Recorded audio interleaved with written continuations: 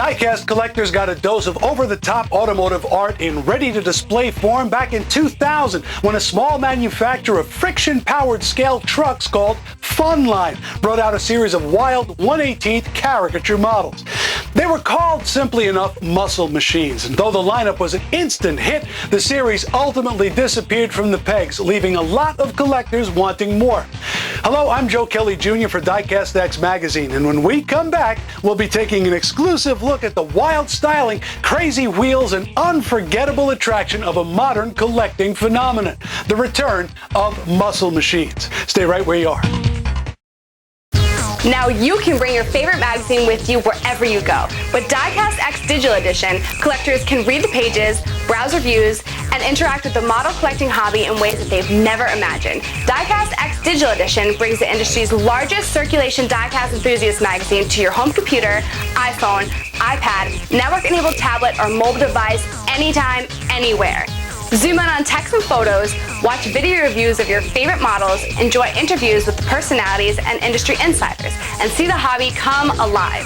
Go to DCXMag.com for more info.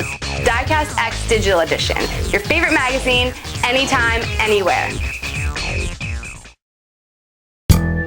In the year 2000, Funline's Muscle Machines made a huge impression on collectors who loved the exaggerated essence of raw power these models brought to their shelves. As much sculpture as they were collectible die-cast, a lot of the brand's allure was the result of illustrations by the incomparable Rowan Day, whose renderings of classic muscle cars and street rods were as meticulously detailed as they were colorful and packed with action. Now, through an arrangement with the Mei-Chong Group, that's Maisto to you, these illustrations and those models are once again coming to life in scale. Now, as these pre-production samples show, the Muscle Machines lineup has been refired using the original molds, adding new decorating techniques, and hopefully opening the door for some new rolling stock in the near future. Now, the largest of the bunch is this 1/18th 1969 Mustang Boss 302 with its huge blower, enormous 5-spoke mags, and a crazy set of side pipes. This first shot of the classic mold set wears clear rubber tires, white plastic parts for the wheels and motor, and the trademark stainless braid for the fuel line that was such an eye-grabber on some of the original series models.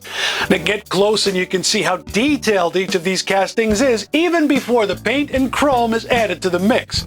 Now, once the car goes into the paint booth, it'll emerge looking something like this, but you'll have to wait until at least 2013 to see it. Stay tuned. The slightly smaller in scale, but no less outrageous, the 1/24th Pontiac GTO and Dodge Charger carry the classic Muscle Machine stance on enormous rolling stock. Now, the Charger wears a high-rise hood, no doubt covering a Hemi, and the 66 Goat is showing its blown and injected motor to the world. Now, don't let the bare metal look scare you off. Though Maisto does plan to do some cars in an unpainted series, the huge catalog of stock and custom colors these will wear could fill a collection all on their own, and that's kind of the idea. Now, the Charger is slated to land in the stores first in June of this year. Look for the GTO to show up on the shelves in September 2012. Of course, Muscle Machines had much of its success in the smaller scale, and 1/64th collectors are going to be happy with Maisto's decision to pump out some of the classics, like this blown, raked, and nosed 49 Mercury Coupe, an equally well-huffed 1929 Ford Model AA truck, and a cartoonized 1969 Corvette with a stock hood, no less. Of the three, it's the Corvette that seems the mildest. But secondary plans for this mold show it with a Vortex-style supercharger and wild paint. Now, chances are good that the stocker will come as part of a 3-pack build-up soon after the line appears at retail sometime in September. Now, if you're jonesing for that old stake bed Ford, relax. June 2012 is the scheduled drop date, and the E-sheet shows a wicked green and black paint scheme with black flames, dog dish hubcaps, and wide white wall tires. The old Mercury supercharger will get a shot of chrome, of course, and the body will go old school with smoothies, wide whites, and a side spear lifted from a Buick. Wearing two-toned paint, you can look for this one in September 2012 as well. Now, with any number of stock and custom colors and decos available as Maisto moves forward, these bare metal models represent the renewal of a lot of good times and the restarting of a flow of cool car collectibles to a dedicated fan base. Our take on it is simple. These outrageous-looking models may entertain with exaggeration, but each model in every scale still keeps the unmistakable look, feel, and fun of the machines they celebrate. And it gets even better.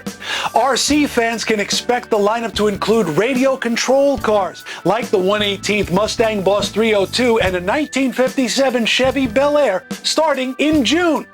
Now, the line is set to make its debut soon. When it does, we'll be there to talk to Maisto, give the finished models a good roll, and hear the latest news about the new 124th and 164th tools that Maisto plans to develop for later this year or early 2013. Until then, keep yourselves busy, and above all, have some fun. For Diecast X Magazine, I'm Joe Kelly Jr. Thanks for watching. We'll see you on the shelves. Take care.